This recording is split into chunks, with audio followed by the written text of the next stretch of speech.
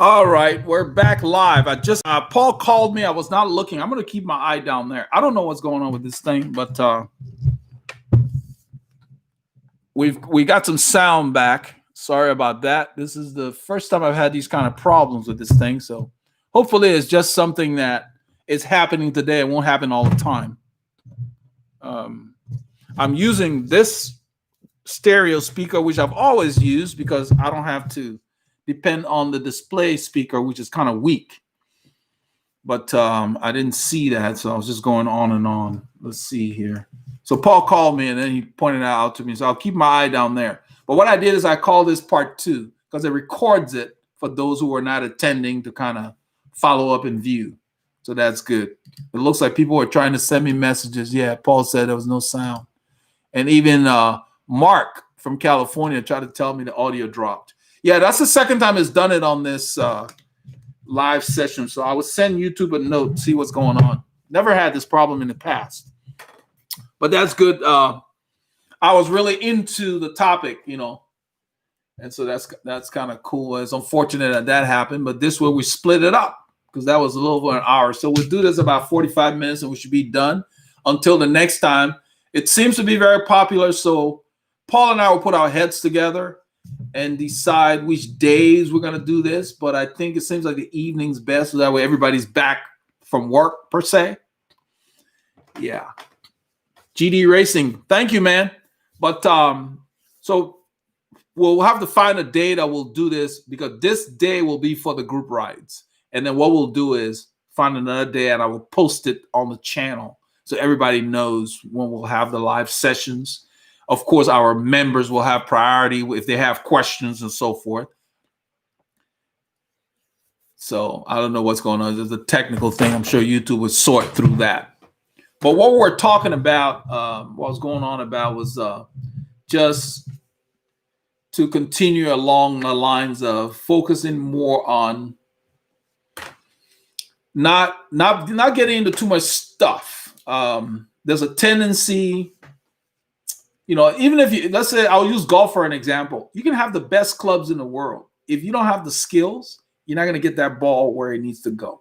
So it's the same thing you want to think about cycling. Hey, Dwayne. So focus more on you and how you fit your bike, your comfort. If you're comfortable, you will get fast because you will be able to ride more and you will enjoy the riding more. That's very important. It doesn't matter how expensive the frame is. If it doesn't fit you, it might as well be garbage.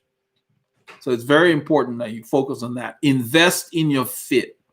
And then the next thing you do is invest in your kit because your fit and your kit will get you the right position. And then if you're going to spend money on the bike, start with the wheels because you will notice that change immediately. It's the best investment you can make, changing the wheels.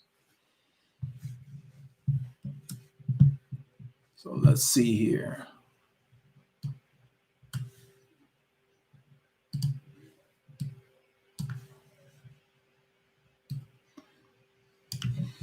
So we want to spend more time training. We want to spend more time making sure that we're in the best condition we can be. And the key is that cycling should be fun. It should not be like a job per se. I mean, even the people who do cycling that are paid for it, they love riding their bikes because cycling is a very challenging sport. Not only is it challenging aerobically, it's also challenging anaerobically. Because cycling incorporates both facets. There are periods of cycling where you're doing anaerobic work. And so it takes a lot of work in getting to know your engine to get the most out of it. Don't just copy what someone else is doing blindly because one person might need 10 hours a week. The next guy might need 5. The next guy might need 15 or 20. Your job, that's what training is about. Paul and I talk about it all the time.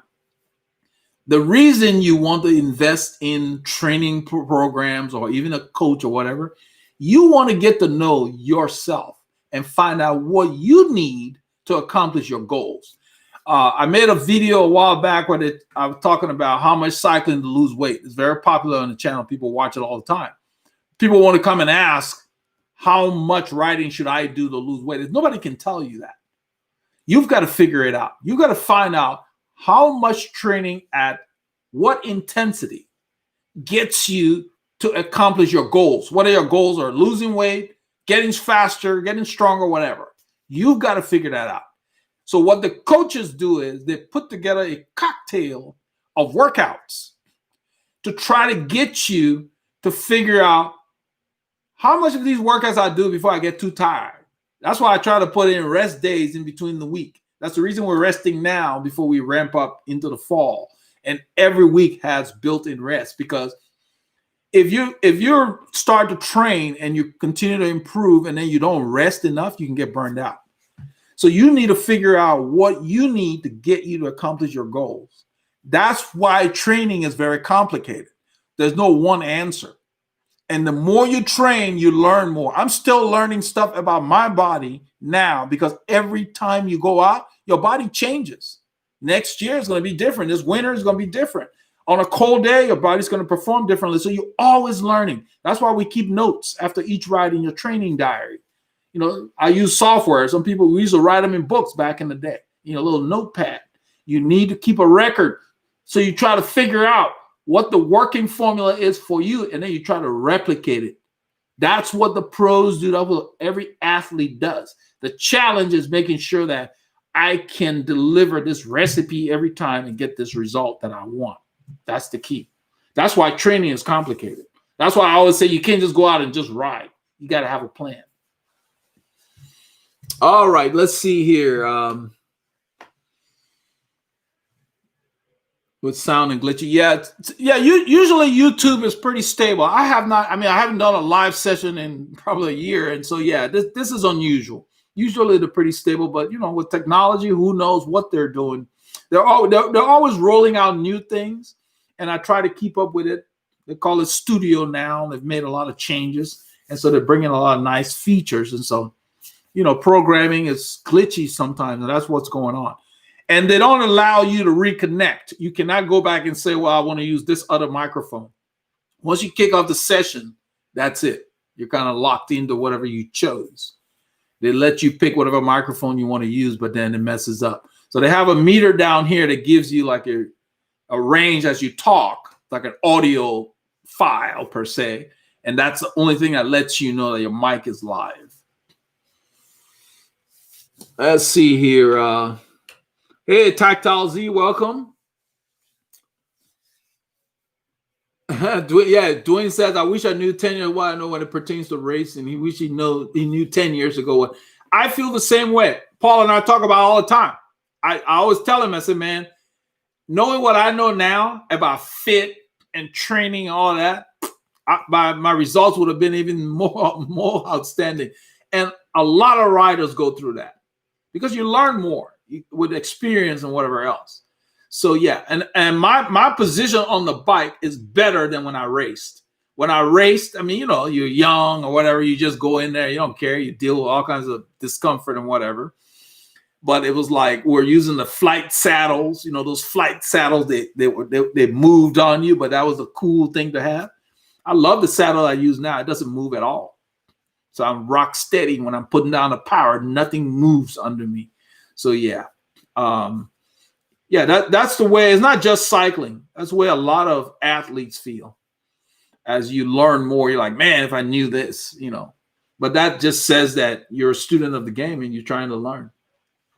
So John Hill says, how do I create a training journal? Let's see. I'll use this as a composition book, for example. You have several options. I guess the most expeditious way to do it is using a software tool per se. I use what is called Golden Cheetah. It's a software that's free. You can download it and it's on your machine and from your whatever head unit you have. It doesn't have to be Garmin.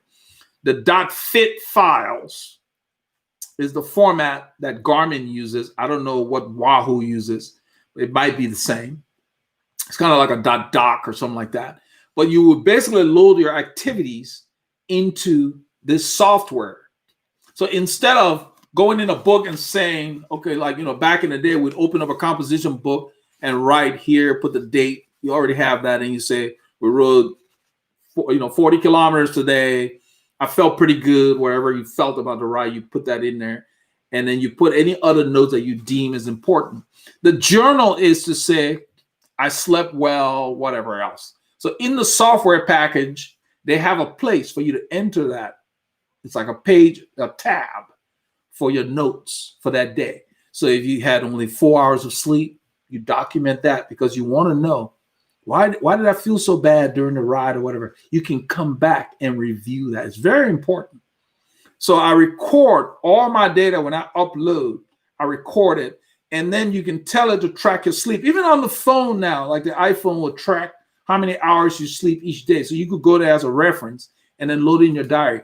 The reason you're keeping all of that is some riders will even keep any changes to their diet, any new food they tried, other than the standard stuff that they normally eat, just to make sure that something didn't disagree with them and they can't track what it is. But you want to track any variations in your sleep patterns, eating patterns, and so forth, so that if you have good performances, you know what caused it. If you have less than good, you know what caused it, because then you will be able to fix that problem. It can happen. Even if you don't record anything, it's good to review the week. Like if you went out on a weekend with the group and you were just struggling and you did your normal week, you have to go home and review, okay, what changed this week? Did I do too much stuff on Thursday or whatever? Did I not get enough rest? You got to try to identify what caused less than the performance you wanted. And you have to identify what caused your performance to be where you expected it to be, so you can replicate it from week to week, day to day, so forth. Okay, so you can do that manually, but I would recommend getting a diary, like a software diary. And you don't have to buy anything. I mean, you can use anything on your computer to record if you don't have, but it's good to keep it together with your stats. That's why I recommended Golden Cheetah, because you can just download the software. It's free. It's one word, goldencheetah.org, I believe. It's free. Download it, and you can load your stats in there, upload it. It will take it from your head unit and put it in there for you. Then you can just add your notes in there. That's what I use. I don't do anything on Strava other than loading the group ride. That's it. Because I already have the data. I don't need to manage it somewhere else. It's just too much to keep up with. So Aldolfo Del Rio said, what does your fall training program look like? My fall training program is similar to the base program, except I cut down the days to about 4. Because during the season, I'll probably train like 5 days, but I don't train hard all the time, of course. But it's 4 days, different effort levels, because during the fall, I'm basically detraining my body for October.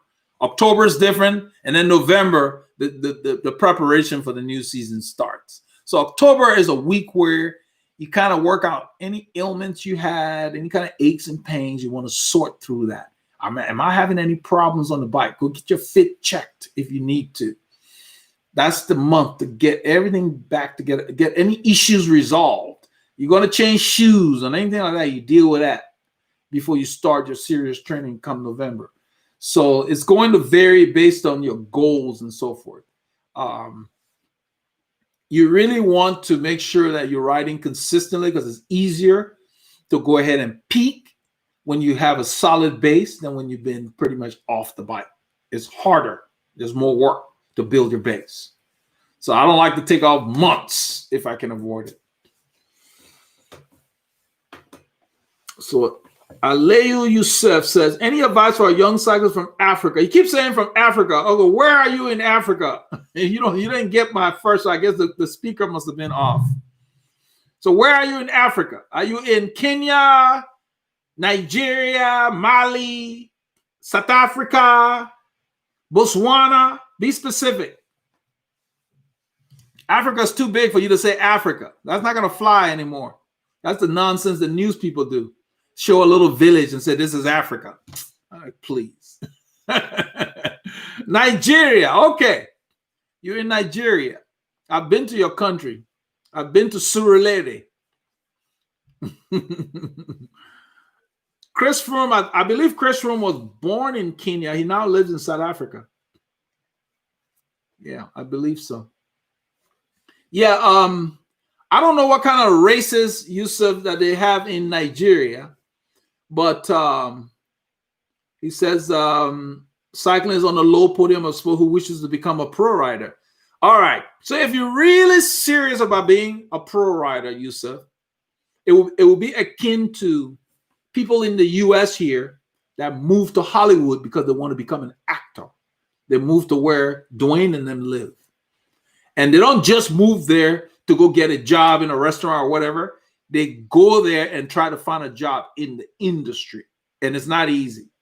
So if you're really serious about being a racer, you need to move to a place where there's a lot of racing going on so that the scouts can see you and see your potential. Because if you're in Nigeria, there's no racing. The scouts are not going to go to Nigeria to look for pro riders. There's a bunch in Europe already. So my suggestion would be move to Europe if you can. Start racing with the Belgians 3 times a week. And if you got what it takes, you win one race, you get a contract. That's how Le Mans did it. Greg went to Europe, and I think his first race he won. And he got signed. You know, that's how it's done. Even for the people that are born where cycling is big. Even any kind of sport, in basketball. Okay, you go to a college and you get put on the team. Then the scouts see you, and some of the guys, they don't even finish college, they go ahead and join the pros because they got seen. So you need to find out what's closest to Nigeria that has a lot of racing. Because it's not easy to leave your home and go live in Europe. Even Greg said that. He said if his wife was not with him, it would have been a lot harder. But it's hard because of a completely different culture. You know. So you got to find the closest country that you can afford to live in and that has a lot of bike racing, that people in the sport are going to be able to see you. So that's the best advice I can give you, but it's not, I mean, I say that, but it's really difficult to just pack up and go someplace else because the logistics involved. I mean, you got to pay rent, you got to travel, you got to get there, you got to be able to take care of yourself until or if ever you're discovered. It's the same thing for people who go into the movie business. You've heard of these famous actors or actresses that slept in boxes or they worked in a restaurant. You know, they did crappy work, had nowhere to live until they made it, per se. Well, there's so many of them that didn't make it. So keep that in mind. Yes, it's very difficult. But you know what? If it were easy, everybody would be doing it. It's not any easier for the guys who live where cycling has a hotbed. Just because they're in Europe does not mean it's easy. They still have to have the talent, and they have to be able to show that talent to get the attention of the right people. Even the ones that are born and raised there, it's not easy for them either. It's even harder if you're not there. So imagine it was very hard for Greg and all these guys to go over there and do that. Phil Anderson, Steve Bauer, Andy Hampton, all these guys to leave the US and go to Europe to showcase their skills. You know, it's not easy. Nowadays, we have sponsors that will get some US riders and they already have a team before they go. That makes it a little easier, like the EF cycling team, get some American riders. But it's hard to just pick up and go to another region. So yeah, you know, so my best suggestion would be right now, just ride and find whatever races close to you right now and see how you're doing. If you have potential, then you can decide if you want to take that next step.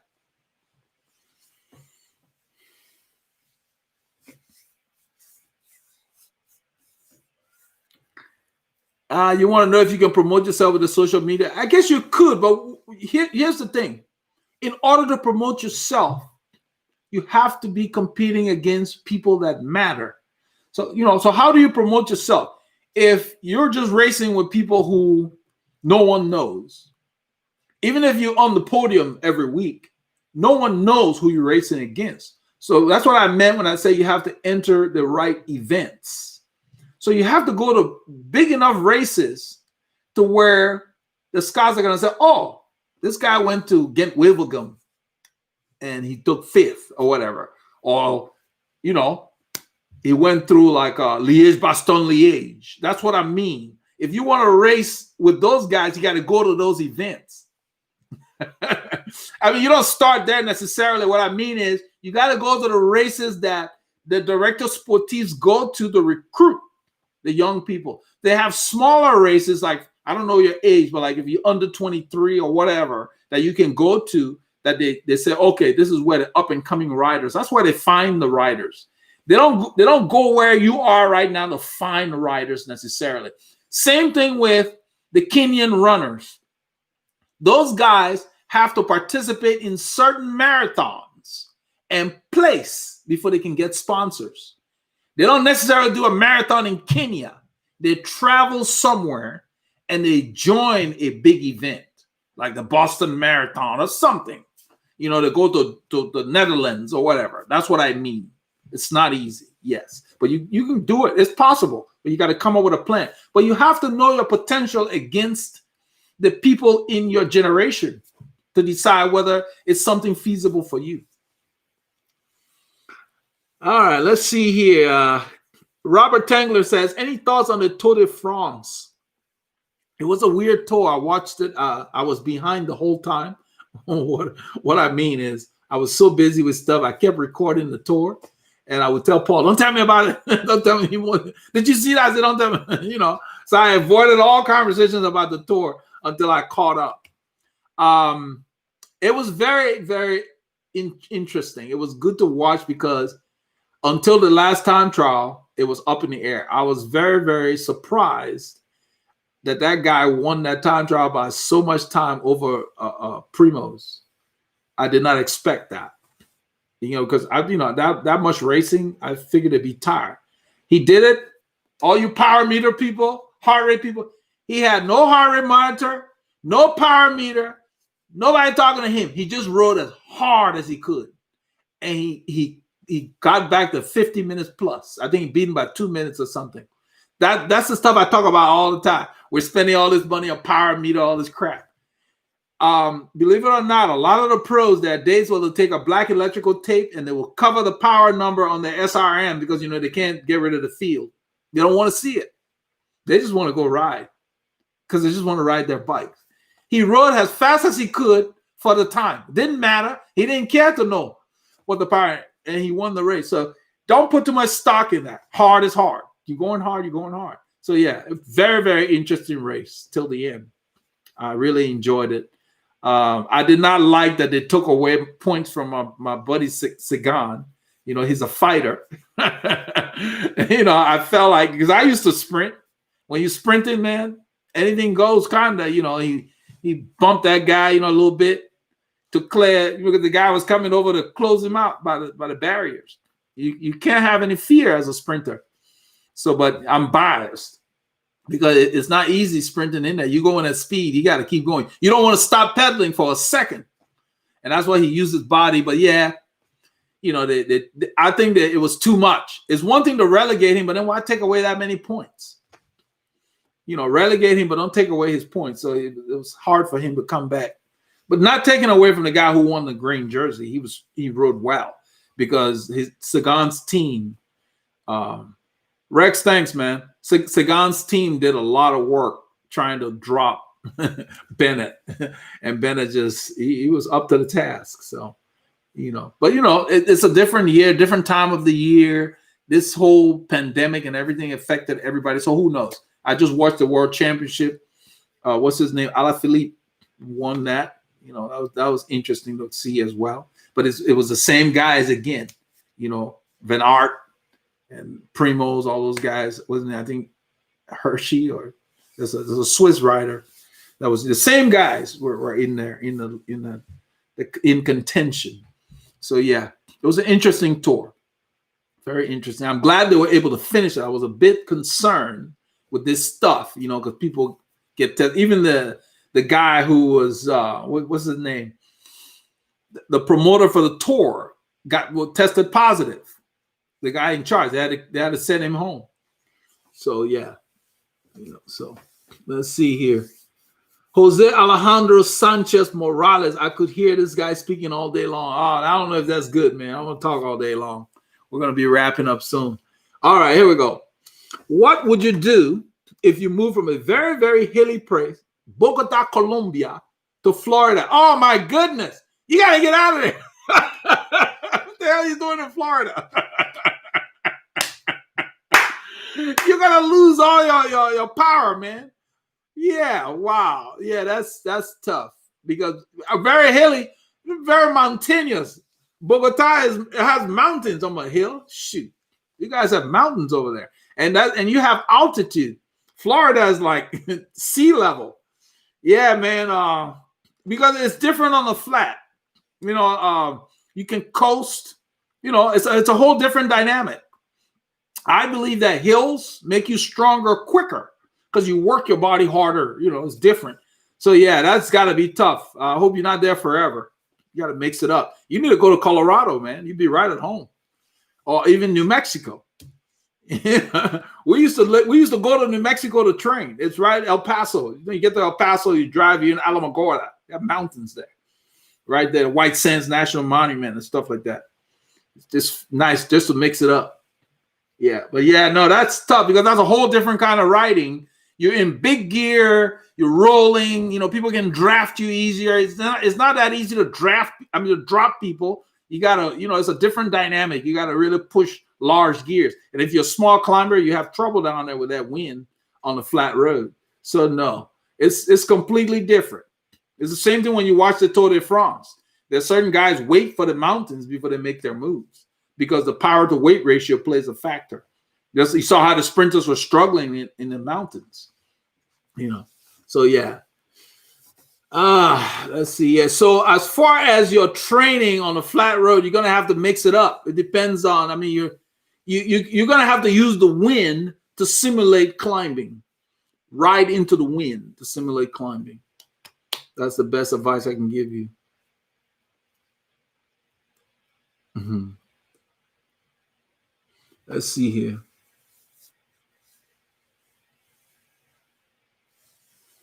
Yeah, Yusuf says 24. Yeah, get on the national team. That's just being on the national team, you probably get to do big races. You never know who can see you. That's the way to go. If you think you're of that quality to get on the national team, go for it. But it depends on what their program is. Where do they race and all that kind of stuff. You got to investigate that before you commit to that.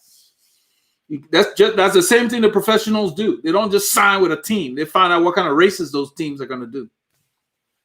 Yusuf. Thanks, John. Let's see here. Dwayne Randolph, his name is Eric, a husky, nerdy looking black guy. When the Italians call the Belgians Japanese, and we have Eric here. I was impressed knowing my friend was a cycle guru. Well, that's cool. That's cool. Yeah, somebody asked, what the hell are you doing in Florida? I ain't going to study. Shoot, man, you might take some online classes or something. You need to go somewhere hilly, man. Now, Florida is nice. I'm just saying, it's like from Colombia to Florida, that's like you left altitude to sea level. That's completely different. Everything's going to change.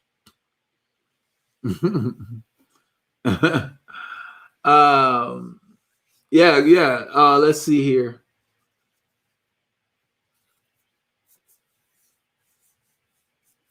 Adolfo Del Rio say he's from El Paso. Yeah, El Paso is right close to New Mexico. By car from here, it's about 10 hours, let's say, from Austin, I guess. So maybe from Houston, it'd be 12 hours by car, going out West Texas on I-10. And then a few minutes, you're in New Mexico. It's right there.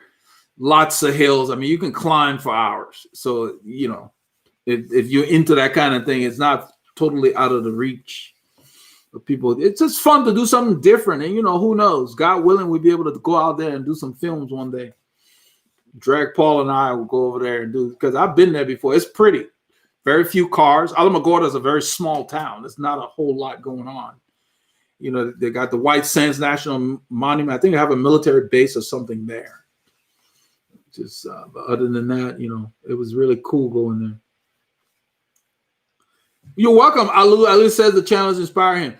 Just keep riding your bike, and if you think the biggest thing is that find out your capabilities. If you have access to any kind of VO2 max testing, take advantage of that to see where you stand. You know, let the doctors or the sports doctors tell you your potential, and then you can kind of go with that, because you don't want to make a decision like that just based on no data. You know, I will use Greg as an example. His first race, he was in sneakers. He took second place to John Howard. John Howard at the time was the rider in the US. So for Greg to take second place, all the riders that were at the race went to his dad and said, this guy has potential. So his dad went and got him a bike. They got him shoes and whatever. That's what I'm saying. Use that as a gauge, because that way you will know how you stack up against the competition. Then you will know whether your dream is truly a dream or something that can be a reality. The best way I can put it. Robert Rice, he says, I'm 68 and started cycling 5 years ago. What advice do you have for the older cyclists? We're all old, Robert. It's no different than anything for anybody else. So you're 68 years young. You started cycling when you were 63. You've been cycling for 5 years. That's great. So consistency, I'm going to assume you got some kind of a fit if you've been riding for 5 years, because if your bike is not comfortable, then you won't be able to produce your maximum. You know, there is never an age that will bar you from stopping cycling. Unless you're not breathing anymore, you can start cycling anytime. It's a lifetime sport. You don't get the pounding that you do from running on your joints and so forth. So yeah, keep riding and be consistent. Get a training plan, get a heart rate monitor, know how to train, know what it takes to get your body in shape. Look at it this way. From March to September, 7 months. I trained for about 5 months and I knew I was ready. I was doing 2-day workouts because I knew how to train. And within 5 months, I had my engine tuned to where I was ready to step it up. When I started talking about doing those speed rides with the WCC guys. So you need to get to know yourself enough. And that's why you get a training plan and you get to learn what it takes to get you fit, you know, and that way you know when you can go harder, when you back off and so forth. By having a plan, you're not going to be burned out by just training blindly. So the same thing applies regardless of your age, because you don't want to get sick of riding. What I call out the door. If you ever get up and you have no desire to go out the door to do the sport you love, take the day off. Something's off. You're tired. Whatever. Something's going on. I'm not talking about just being unmotivated. I'm talking about just being physically drained. If you have no desire to go ride, don't ride, because it's not a job. I mean, even the pros, there are times when they can't figure it out. What's his name? Fabio Aru. Riding really well. All of a sudden, he couldn't figure out what was wrong. And he just like, poof. So that's when they sit back and go reevaluate what's going on. You know, it can happen to anybody, but you need to know what's going on with your body. And the only way you know what's going on in your body is knowing how to train. All right, let's see here.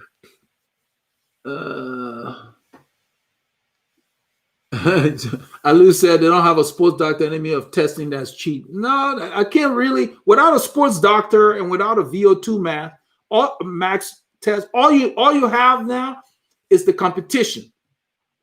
So you need to go race against the best guys in Nigeria. Since you're talking national team, I don't know. Or find a neighboring country that has top cyclists. Go compete. The competition will tell you where you stack up. That's what the Europeans do. You go to a big race and you'll learn quickly where you stack up. That's the way to do it. I just suggested the VO2 thing because that way you'll know what's going on, what kind of engine you have. Because even, let's say everything works out, you did a race and somebody found you, said, wow, we're going to put you on a team. They will put you through those tests because they got to find out what you have so they can know how to train you and prepare you for these races. All these guys that you see at the big races, Sagan, all of them, they've had those tests so that their teams knew what kind of engine they had and what kind of training program would not break them, what kind of training program would get them ready for their events. And they didn't have to become pros to find out. They probably found out. Some of them find out when they're amateurs. That's what I mean. You got to know how to train. Those guys know how to train, and that's why they get frustrated when they do the work and their body like doesn't perform. They're like they got a big question mark. It's a human body. You can do everything that you think you know, and sometimes it just doesn't do what you expect it to do. So that's why you never master it. You know, somebody said something I was reading said that training is like fighting a 800-pound gorilla. You don't quit when you're tired. You quit when the gorilla is tired. Something like that. I read somewhere. Let's see here.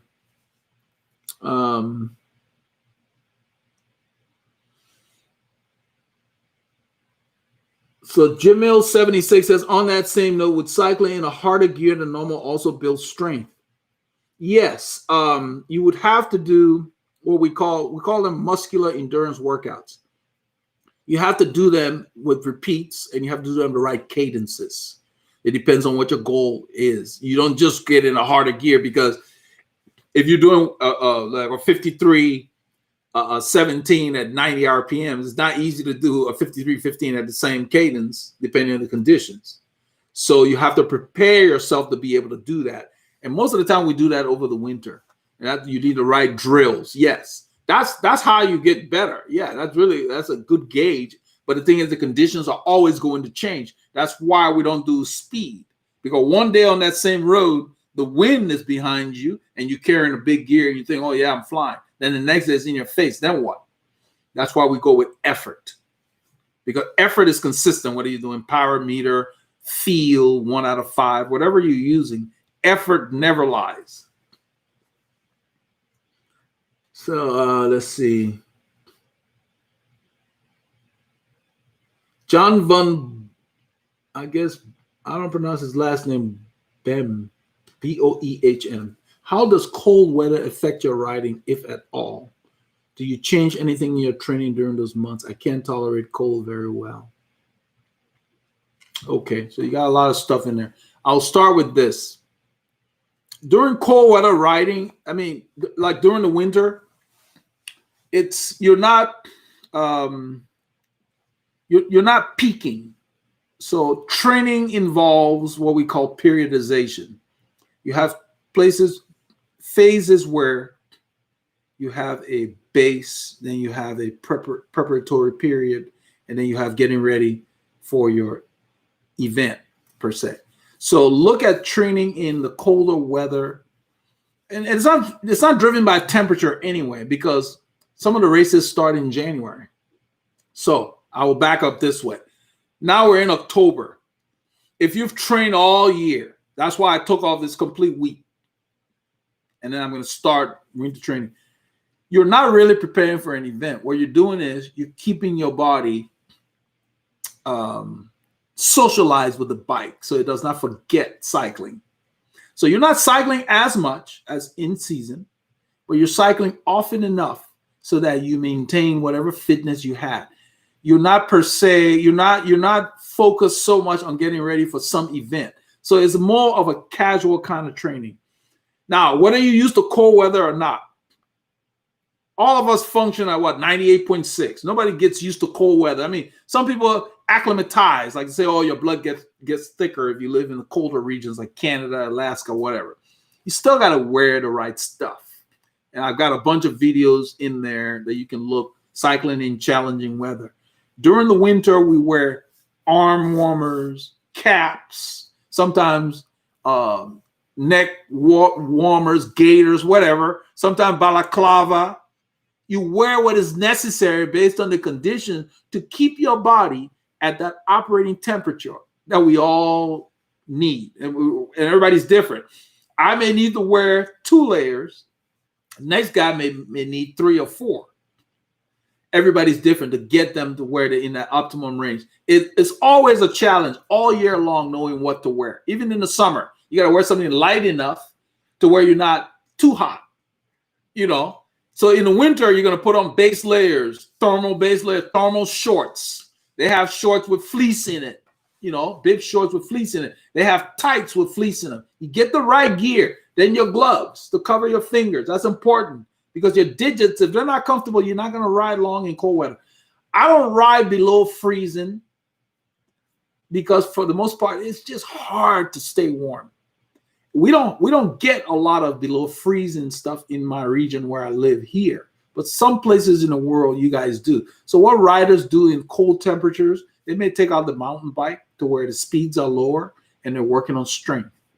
Or break out the indoor trainer, put the bike on there, run a fan because you're indoors, and you work out inside. You could do 45 minutes or so. That's better than nothing. And for the most part, even when it's very cold, we still do our long rides on Saturday. I still keep that appointment all year round because that's important. Kind of get some conditioning in. But the biggest thing is that you're building an aerobic base. And during that time, you're working on drills to cover the areas that you consider to be weaknesses. The gentleman who talked about riding bigger gears, that's when you start doing muscular endurance drills. And so if I'm coaching somebody and it's like, I want to be able to handle larger gears, then I'll include those workouts. And what I did was I actually put workouts on the website on veloharmony.com that just focuses on muscular endurance drills. You can get that and you do that. You can do that any time of the year, but it's great to do it in the winter because when in season comes, you don't want to be doing too much of that. You want to start working on your snap at that point. So during the winter, you want to build your aerobic conditioning, get your body lean and fit. So come January, you can kind of ramp up stuff. That's what winter training is. So you don't put on too much weight over the winter because you can't ride as much every day, but you can do indoor workouts coupled with weekend rides. And it's 3 or 4 rides a week is plenty. And a lot of riders, even the top amateurs and pro, they'll mix it up with cross training. Some of them do rollerblading, cross-country skiing, swimming, all kinds of other stuff. This is the time to do that. Mostly October, November, let's say.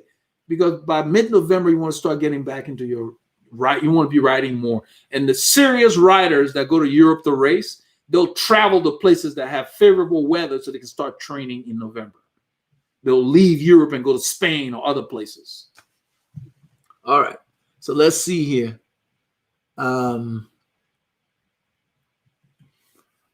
Zaire Stanley says he's from Cape Town. However, I'm in Malaysia. What's your new view on tempo rides? I saw some said it should be done at low cadence and some don't bother.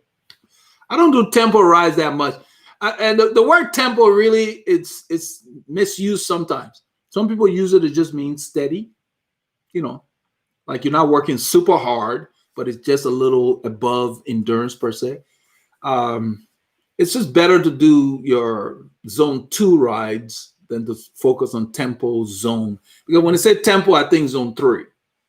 I don't like to train in zone 3. I like to go past it and go hard. Go easy or hard. And this time of year, it's time to go steady.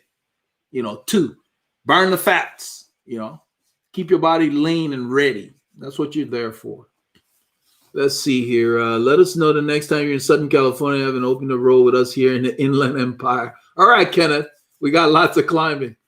Yeah. I never used to be good at climbing. I had to claw my way. I hated climbing, but I had to learn it because it wasn't fun. You can sprint and you can't get there at the end. Then what's the point? All right. Let's see here.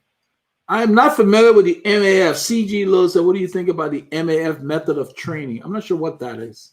Let's see if I can look it up. MAF method of training. I don't know what that is. I'm not that familiar with it. They got all kinds of things out there per se, but you need a training plan built for you. I wouldn't just follow a plan blindly. You need something built for you and your goals. And that's why everybody I coach, they get a threshold test so we establish where they are. Like the guy who in Nigeria, the first thing he needs to do is find out what his threshold is and kind of get a plan, and you really go do some big races and see where you stack up. All right, let's see here.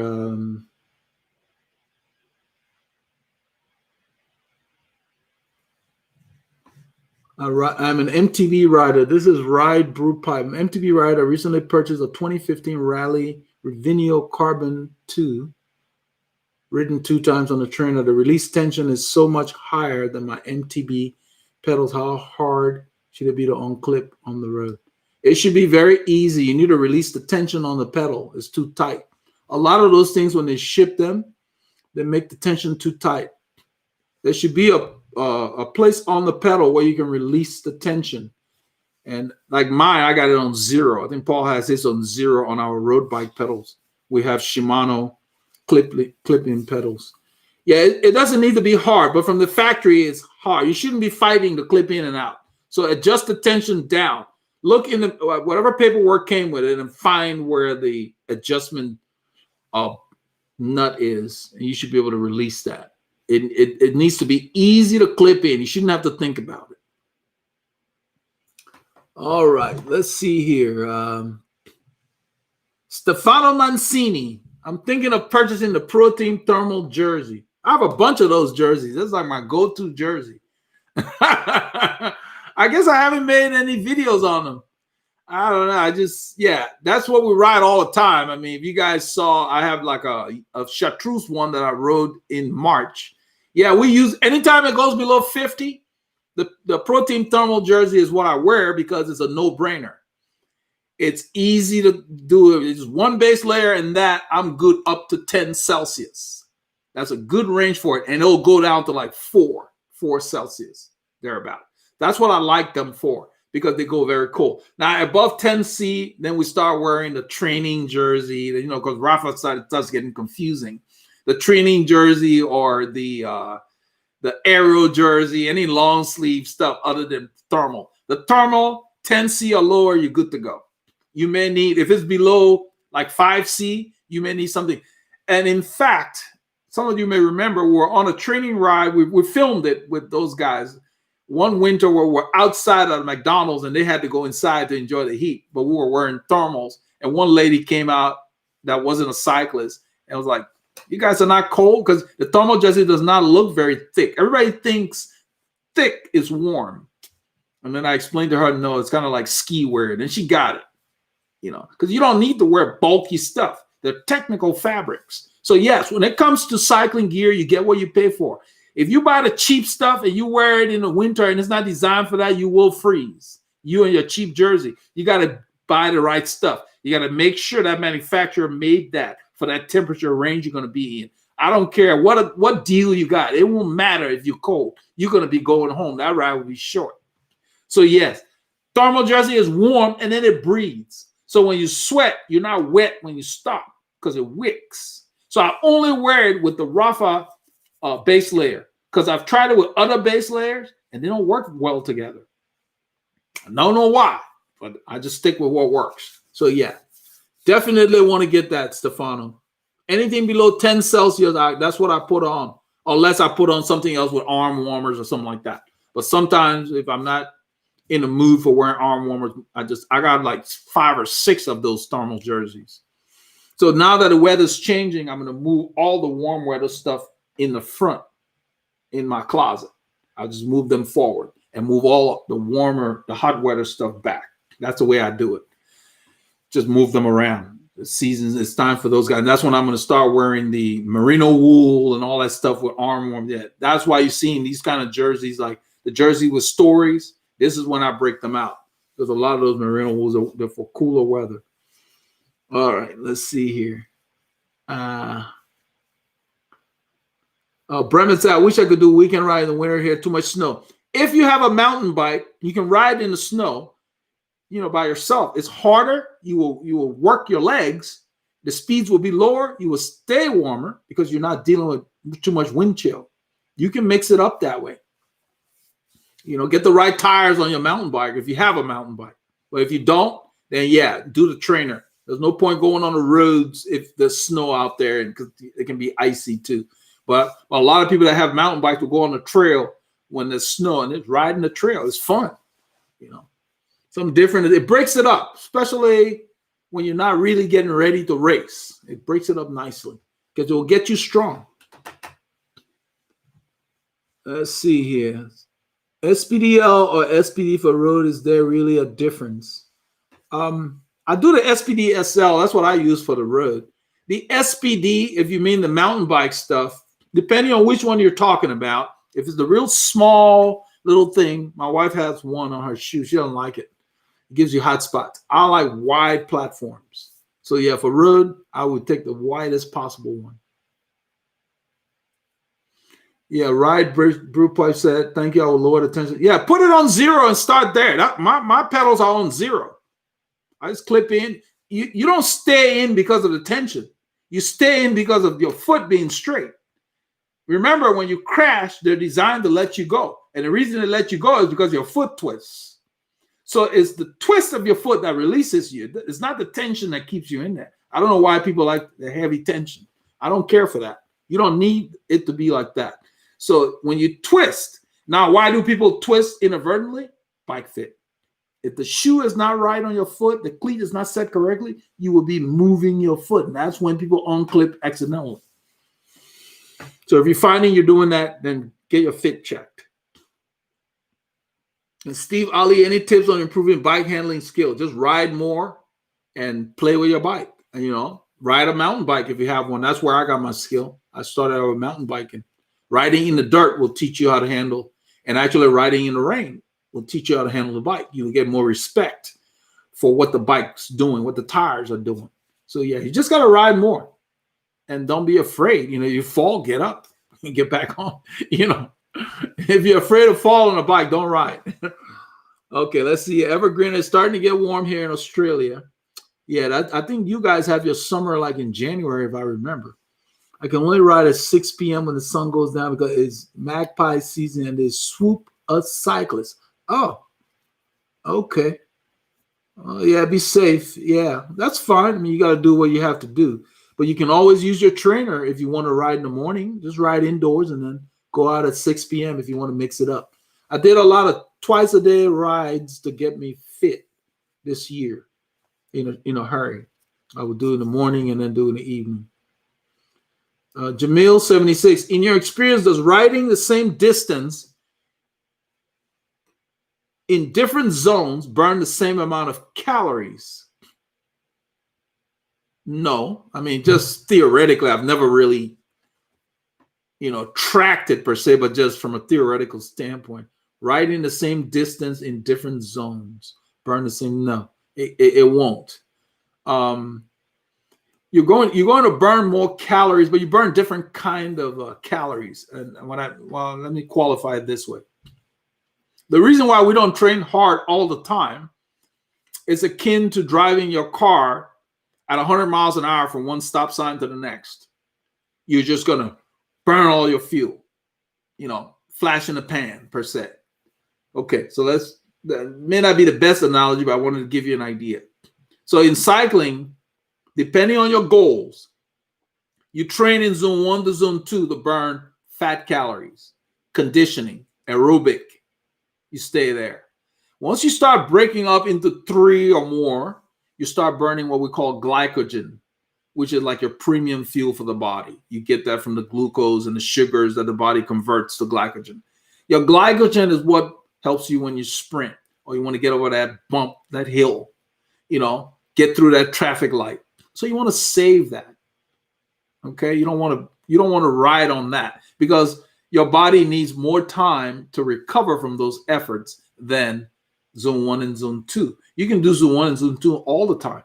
So you train so that your zone 1 and zone 2 is fast, meaning that you'll be cruising in your lower zones and only tap into your higher zones for really explosive efforts.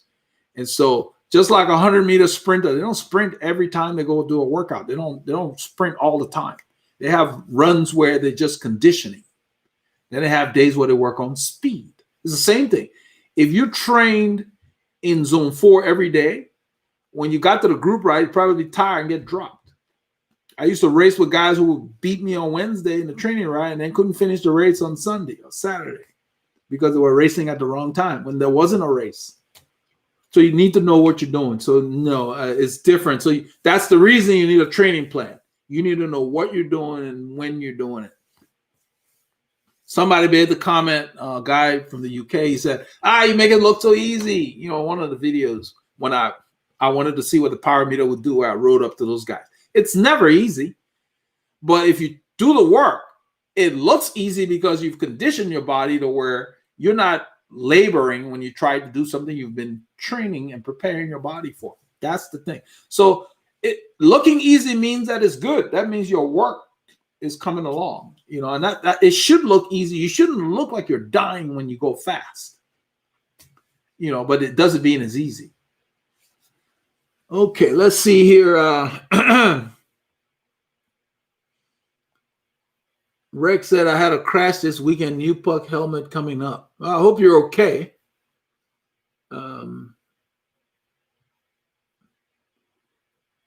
Thanks. Johnny Link says, thanks. I'm on the fence getting SPD for my road, and I already have SPD for my mountain. Johnny, if the SPD is the real tiny one, I wouldn't recommend you getting it because you know they got different kind of mountain bike. If the one you're talking about is just that small looking cleat under those shoes that you can walk on easily, I don't recommend that for the road.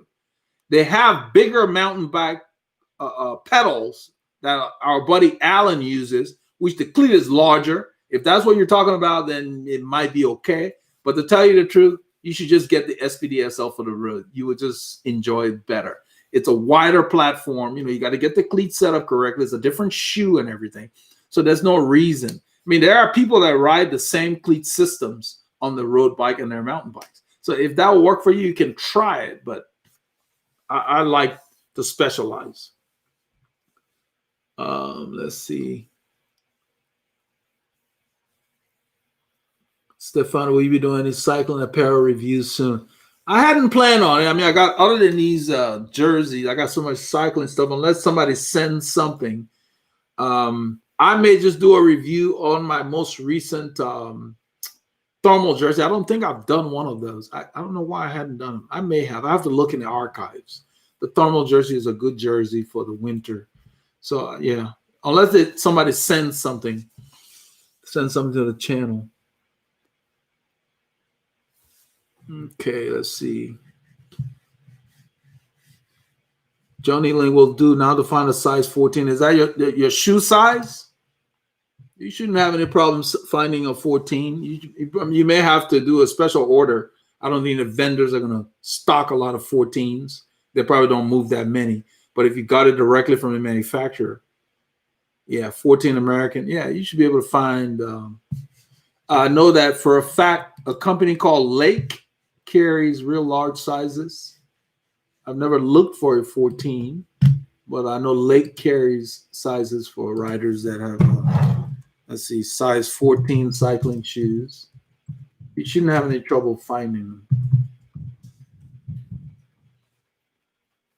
Yeah, they're pretty common. Everybody's, let's see, got Nike, bike shoes, Zappos. Yeah, you should be able to find them online. But the local guys won't be carrying 14s. It's not a mover. I mean, most people wear between 9 and 11 or something like that. So they carry those. Yeah, I used to wear CD. Evergreen says CDs are great shoes, but can be a pain to find the right fit. CDs don't fit my foot. I don't have much of an arch, so CDs don't work for me. So I can use Shimano, Giro, and also I think Lake. I think Lake works for me too. But I just ride Giro shoes, and then I have some Rafa shoes because they use the same style. Last, so because you got to be careful if you get the shoe that doesn't suit your foot, then you got to get a custom footbed made. That's more of an expense.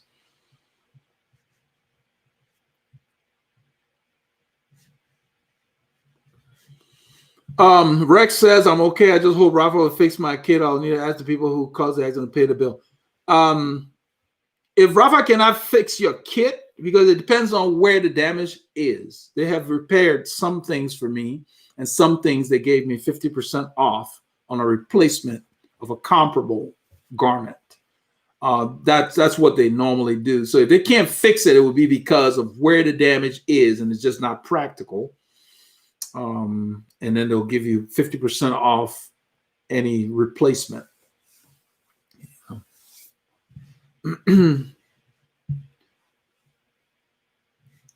Yeah. Bremen said Lake shoes are fantastic. Yeah, wide and comfy. Yeah, Lake makes very comfortable shoes with a wide toe box. That's important. You want your toes to not be going to sleep. All right, guys, we're going to wrap it up there. We're right at the 1 hour for part 2. So this is obviously very popular. We will find a way to squeak this in. I want to thank all of you for joining and participating. Sorry for the little glitches, but there's more to come. Let's see here. Joni Ling, do you know of any other good brands like Spotty for bib shorts? Not right off. What was the other one I used? Somebody sent. Forgot their name. It was a while back. I've got some videos on that. Let me see if I can find it before we close. Let's see here. I forgot their name. They sent a bunch of. I think you're looking for reasonably priced things. Let me look in my video archives here. Just find one that will work for you. Let's see. Bib shorts. If you go in on the channel and you just search on the bib shorts, let's see, what is that gonna do? Oh, look in the playlist that are called Veloharmony reviews. You should be able to find some shorts that I reviewed for that, reasonably priced bibs were in there. I'm trying to see what would be the easiest way for you. And then we'll wrap this up. Let's see here. There is a category called Veloharmony reviews. All my reviews are in there.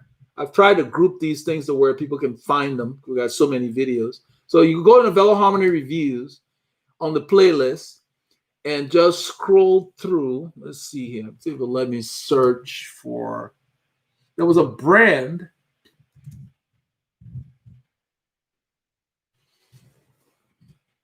It was very reasonably priced. They sent a bunch of stuff. I started this video somehow. I didn't want to start it. Let's see here. La Passion is one, but when their sales are on, they're pretty good. But regular price, they're kind of middle of the road price-wise. There is one that is, let's see, you're talking about Spotty wear. That level, was the low price bibs. I did them earlier.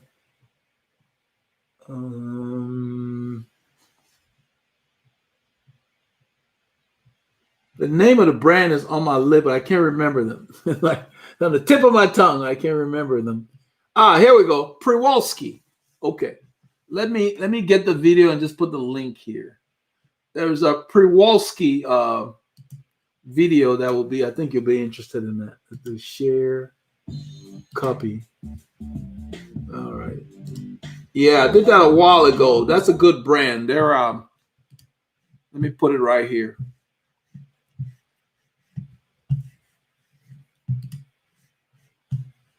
All right, come on. All right, let's see.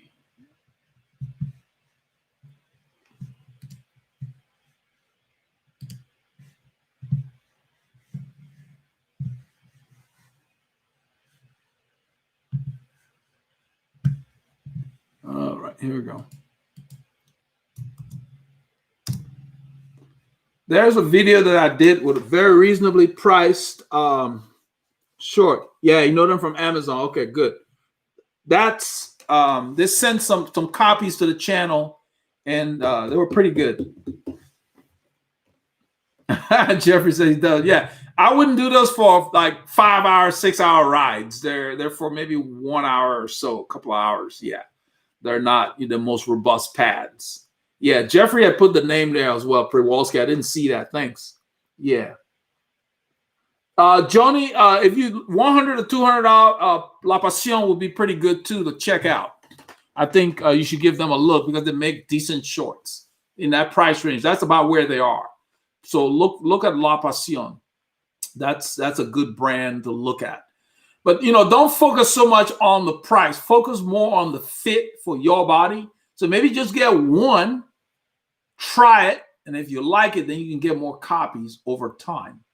Don't get too many of any one thing until you've really ridden it and found that you like them. That's the way I do them.